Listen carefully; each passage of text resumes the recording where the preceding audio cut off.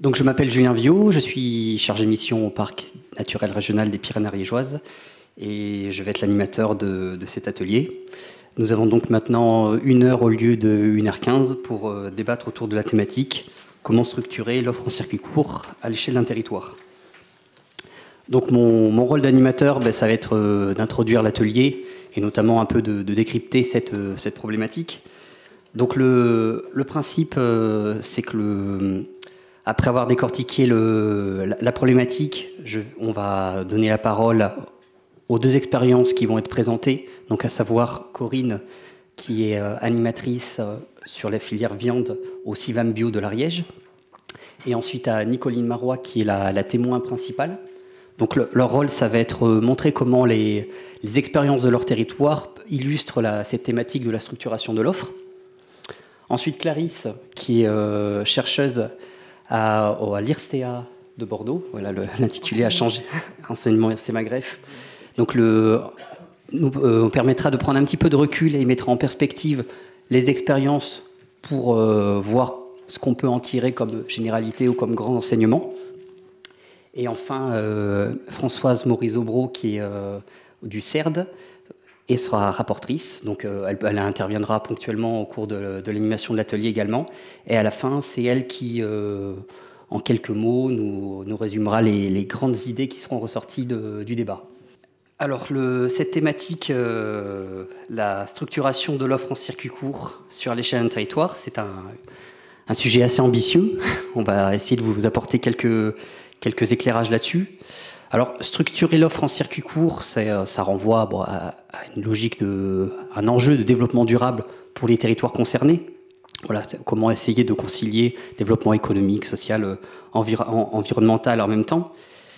Et il s'agit, à mon avis, de l'expérience qu'on a eue à travers le projet locateur, d'exploiter au mieux le potentiel de production d'un territoire. Cela dans le but bien sûr, de créer des emplois, de générer des organisations collectives, de l'entraide, contribuer au meilleur aménagement possible de l'espace et donc dynamiser les territoires, le rendre attractif, agréable à vivre. Donc voilà, on est au cœur du développement durable. Et structurer l'offre, c'est à travers locataire, ça a été quelque chose d'assez omniprésent. Ça a été dans une optique avant tout de gouvernance alimentaire. C'est-à-dire que on essaie de subvenir aux besoins de son territoire. Et donc, le but, c'est essayer de proposer une gamme diversifiée pour subvenir aux besoins des habitants. Et donc, structurer l'offre, ça veut dire essayer d'éviter les effets de concurrence directe et donc indirectement les échecs, les difficultés que cela peut engendrer parce qu'il y a une juxtaposition d'offres individuelles. Alors, les territoires peuvent avoir une logique de gouvernance alimentaire, mais ils peuvent aussi avoir une logique d'exportation ou de vendre à l'extérieur, notamment par rapport à des territoires urbains qui peuvent être en périphérie.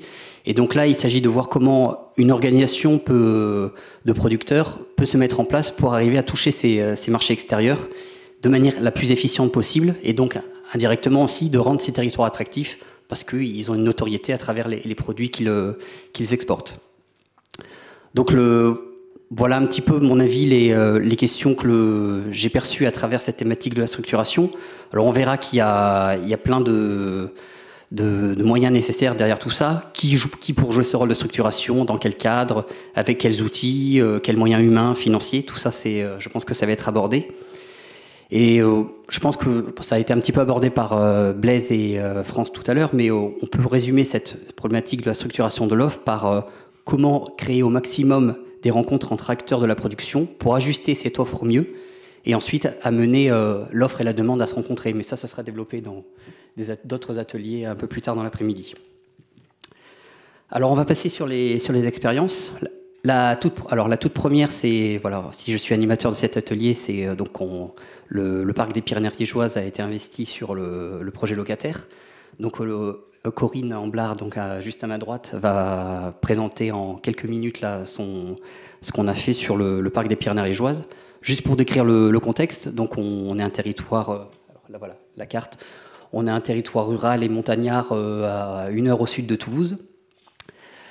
Le parc a subi de très fortes pertes d'emplois il y a 3-4 ans suite à la fermeture d'usines qui ont représenté plusieurs centaines d'emplois, donc c'est assez considérable pour un petit territoire rural. Et donc suite à ça, il y a un plan de revitalisation qui s'est mis en place à l'échelle du parc, dont l'État, le Conseil régional, le Conseil général et Parc ont été signataires. Et donc l'objectif de ce plan de revitalisation, c'était comment, voilà, on a subi de très fortes pertes d'emplois, comment essayer de pérenniser au maximum toutes les autres sources d'emploi du territoire. Et il se trouve que l'agriculture a été un des thèmes très forts de ce plan de revitalisation. Et donc l'ADEB, l'Association ariégeoise de développement pour l'élevage bovin, qui ne peut pas être présent aujourd'hui, et le CIVAM Bio de l'Ariège, représenté par Corinne, ont été missionnés et ont reçu des moyens par le biais du projet locataire pour explorer un petit peu les enjeux qu'il y a autour de la filière bovine, parce que la filière bovine subit aussi quand même des crises. Ça, je pense qu'on est bien placé pour le savoir, avec les cours mondialisés, etc. Et donc on a eu envie de voir comment on pouvait essayer de mobiliser un maximum d'éleveurs autour de projets de valorisation locale, avec engraissement, etc. Mais je vais laisser la parole à Corinne pour présenter.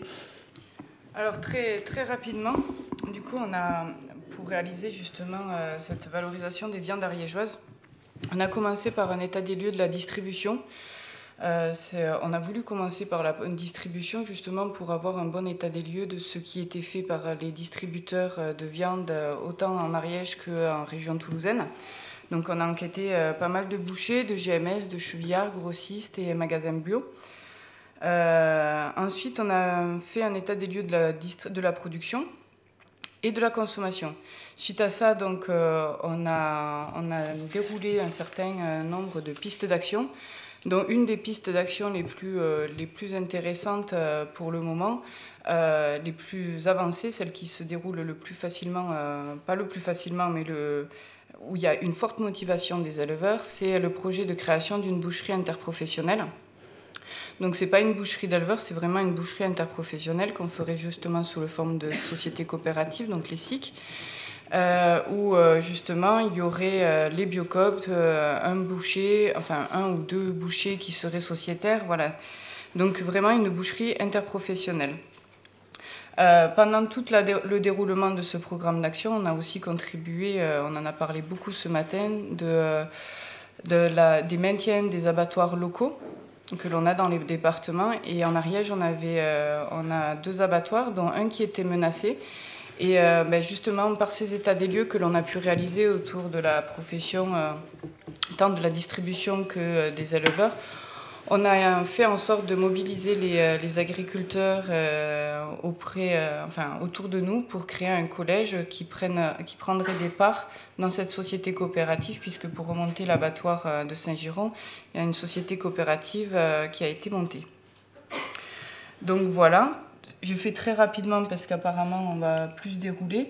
Je ne sais pas si je parle des freins. Très rapidement, oui. Alors, non, pas les freins, justement. On va parler plus des éléments clés de la structuration autour de cette boucherie et des autres pistes d'action.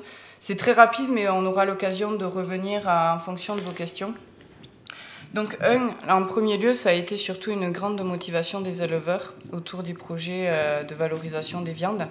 Donc, c'est grâce à ça, grâce à leur motivation, que justement on est allé chercher des fonds comme locataires ou autres, pour justement avoir la possibilité d'avoir des salariés qui s'occupent vraiment de la valorisation des viandes à plein temps, en circuit court et d'autres circuits. Donc, justement, avoir le temps d'avoir des salariés qui s'occupent de ça, c'est aussi avoir pu prendre le temps de faire des diagnostics de territoire, et ces diagnostics de territoire qui nous ont permis de déjà créer le lien avec les opérationnels, autant les éleveurs que les bouchers, que les abattoirs, les chevillards, etc., de connaître leurs pratiques, mais du coup aussi de pouvoir commencer à essayer de faire émerger un projet.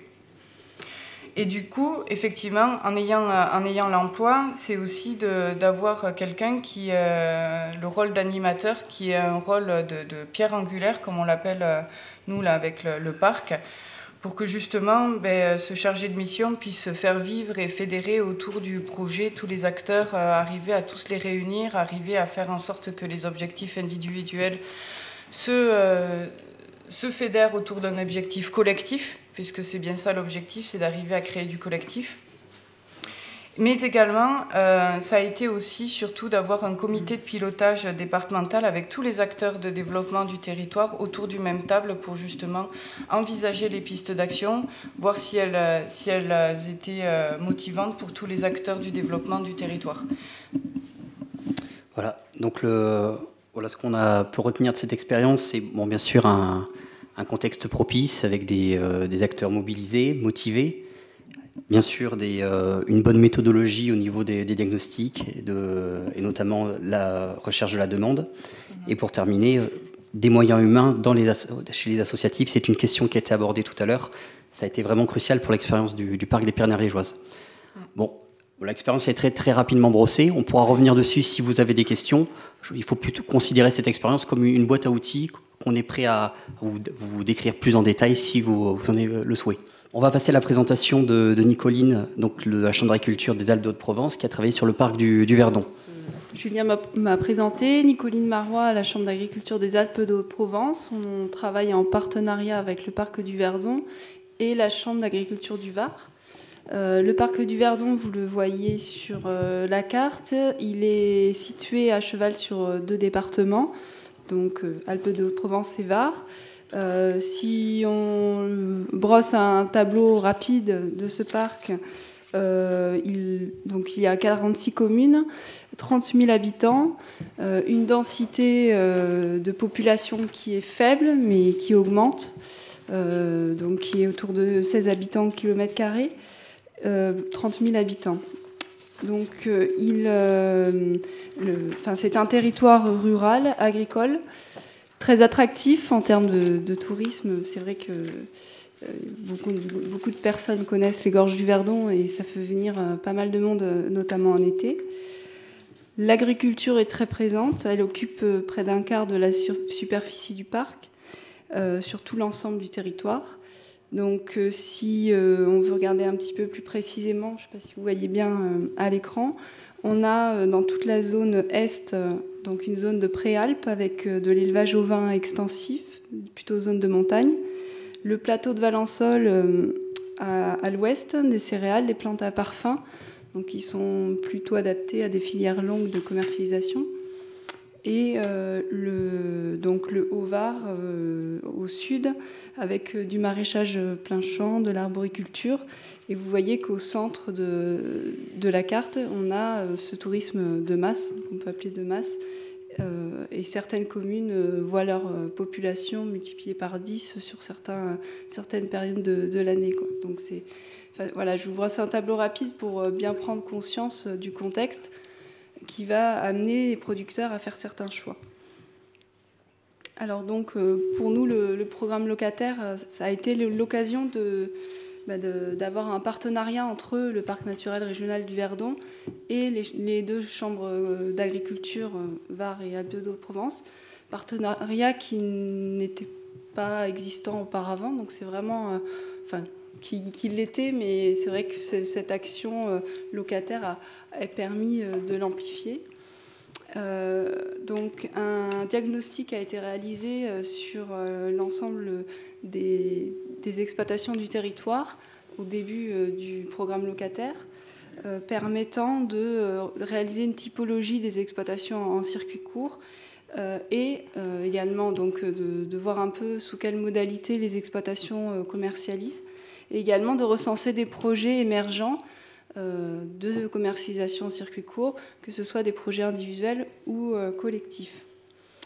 Donc ça a été également quelque chose de très important, ça a été la création d'un comité territorial. Comme l'a dit Corinne, c'était effectivement une instance pour mettre autour de la table des différents acteurs, des élus, des structures d'accompagnement, des collectivités. Et ce comité territorial a permis de faire des choix sur les différents projets qu'on avait pu recenser grâce au diagnostic, sur quel accompagnement apporter à ces projets. Donc, il a été défini un certain nombre de priorités, et notamment, on a décidé d'accompagner principalement les projets collectifs de commercialisation. Donc, Là, je vais vous parler d'une expérience qu'on a pu accompagner qui émane d'une volonté d'agriculteurs de commercialiser leurs produits en commun sur une petite commune des Gorges du Verdon, La Palud-sur-Verdon. Donc on a un certain nombre, c'est vrai que sur le parc du Verdon, on a la chance d'avoir un grand nombre de produits très diversifiés qui sont produits sur le territoire. Et donc sur La Palud-sur-Verdon, même si c'est une petite commune, on avait un grand nombre d'exploitations, un certain nombre d'exploitations avec plein de produits bien diversifiés, donc du pain, du fromage, des légumes, de la viande d'agneau, du miel. Donc c'est vrai que c'est un grand panel et on pouvait avoir une gamme assez large pour la proposer à des consommateurs. Donc ces agriculteurs avaient l'habitude de commercialiser, et ont l'habitude de commercialiser assez loin de chez eux, parce que La Palud, c'est une commune assez isolée, loin des grands centres urbains. Donc ils ont l'habitude de faire beaucoup de routes pour aller sur les marchés dans les communes un peu plus peuplées. Et ils se sont rendus compte qu'il y a quand même beaucoup de passages sur leur commune, et pourquoi ne pas l'exploiter ? Pourquoi ne pas proposer à ces passants d'acquérir leurs produits ? Et donc ils ont décidé de se structurer collectivement pour valoriser leur production, pour limiter leur temps de déplacement et puis offrir aux passants leurs produits. Donc on a pu identifier ce projet-là lors du diagnostic. C'est vrai que si on n'avait pas eu le diagnostic, peut-être qu'on aurait pu, nous, structure d'accompagnement, passer à côté de ce projet-là, parce qu'ils n'étaient pas forcément à la base demandeurs d'accompagnement auprès des structures concernées. Et on a pu voir qu'effectivement, ils avaient quand même pas mal de besoins en accompagnement, donc sur comment créer une association, comment se structurer, comment avoir des règles du fonctionnement du groupe, le montage financier, quelle était la meilleure structure de vente adaptée et à leurs besoins et au contexte territorial, des aspects réglementaires, la communication, etc. Donc voilà, c'est vrai que cette mise en relation entre les porteurs de projets et les structures d'accompagnement, elle a pu se faire grâce au diagnostic. Donc il a été choisi de créer un point de vente collectif estival. C'est un peu la particularité, parce que dans mes missions Chambre d'agriculture, j'accompagne également des points de vente collectifs sur le département qui sont sur toute l'année. Mais là, c'est vrai que sur le contexte, on s'est rendu compte que le territoire n'était pas peuplé en hiver et qu'il fallait déjà commencer par ça. Au départ, le groupe avait éventuellement envisagé de faire des demandes de subventions. Ils ont décidé de ne pas en faire, compte tenu des délais, des contraintes et de leurs réels besoins qui étaient plutôt techniques que financiers. Donc ils ont créé une association avec un président. Et le point de vente s'est lancé assez rapidement, parce qu'il s'est écoulé 7 mois entre la première rencontre qu'on a eue avec eux et le début de la commercialisation. Donc là, ça fait depuis... cette saison était la deuxième saison de fonctionnement du point de vente collectif, qui fonctionne relativement bien avec des exploitations qui viennent se raccrocher au groupe pour le faire un peu grossir au niveau de l'offre. Donc on pourra revenir si vous avez des questions sur la façon dont on a accompagné le groupe. Peut-être juste retenir quelques clés de succès de l'expérience. Donc j'en ai suffisamment parlé, le fait d'identifier qu'il y avait un projet et de pouvoir être là au bon moment pour les accompagner. Néanmoins, on est là en tant que structure pour les aider, mais favoriser un maximum leur autonomie et prévoir le moment où on ne sera plus là pour les aider, quoi. Donc dès le début, bien les impliquer dans leurs réunions. Et c'est vrai que nous, on a eu la chance d'avoir un des producteurs, le président, moteur et meneur. Et c'est vrai que c'est identifier une personne comme ça, ressource dans le projet, c'est indispensable, quoi. Je le vois dans d'autres projets que je mène. Si on n'a pas quelqu'un qui fait le lien entre les structures qui accompagnent, enfin les chambres, le parc, d'autres entités, c'est vrai que c'est beaucoup plus compliqué. Voilà. Et puis également l'utilisation de l'outil formation. C'est d'autant plus vrai pour un point de vente collectif parce qu'il y a énormément de choses à savoir, se connaître entre associés, connaître tout ce qui est juridique, savoir vendre. Bon, il y a beaucoup de choses à apprendre. Voilà. Donc voilà, sur les 8 territoires de parcs naturels régionaux, donc nous sommes 2 territoires, le parc des Pyrénées-Ariégeoises et celui du Verdon, avoir été mis en lumière sur cette question de la structuration de l'offre, parce qu'on avait une expérience particulièrement intéressante pour partie sur cette thématique. Donc on vous a présenté une partie du travail qui a été réalisé, parce qu'on a également travaillé sur d'autres projets en parallèle. Et maintenant, nous allons donner la parole à Clarisse pour prendre un petit peu de recul sur ces 2 expériences. Bonjour, donc moi, ma mission, c'est essayer de tirer quelques enseignements sur les formes de structuration à la fois dans le projet locataire et en général. Donc, ce matin, on a bien compris que le leitmotiv par rapport au circuit court, c'est la diversité. Donc, je ne vais pas me démarquer de cette idée forte, mais qui dit diversité ne signifie pas absence d'enseignement par rapport aux expériences ou d'analyse. Donc, il est toutefois possible, à partir de cette diversité, d'essayer, de mettre en évidence quelques points fondamentaux par rapport aux formes de structuration, même si on ne va pas jusqu'à la typologie. Donc, au sein du projet locataire, on a cette diversité avec différentes expériences. Moi, j'ai identifié 4 types de formes de structuration, avec une expérience autour de la structuration d'une filière productive emblématique d'un territoire. C'est l'expérience, le projet du PNR des Pyrénées-Ariégeoises. Et puis, on a des projets de vente collective, de paniers, des projets d'approvisionnement, de restauration collective. Donc ça, c'est 3 types de projets qui révèlent des innovations en termes de dispositifs autour de l'articulation entre offre et demande. Donc il y a différentes initiatives, mais il me semble quand même qu'au sein du projet locataire, ce qui a été assez marquant, ce sont des projets qui se sont structurés autour d'enjeux économiques.